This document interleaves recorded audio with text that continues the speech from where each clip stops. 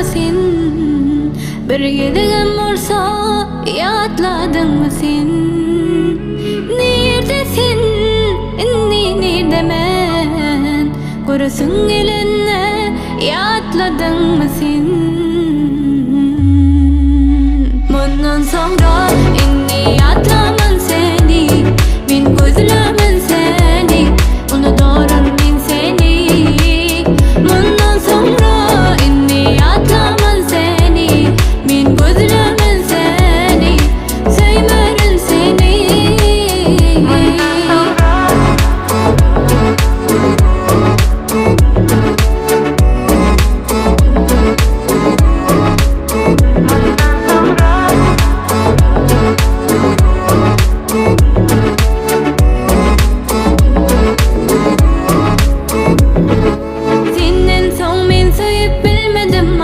Hiç tat duyup bilmedim, nemettin beni, yad ettin beni.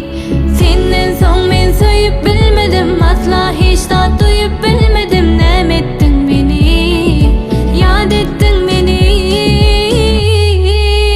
Bundan sonra inni yatlaman seni, min gözlemen seni, unuturum ben seni.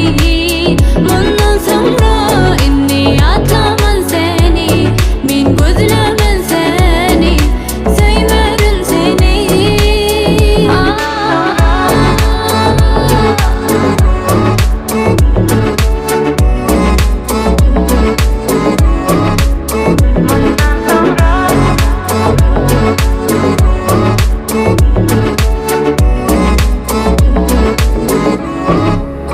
Bundan sonra yatlaman seni, min gözlemen seni, unuturum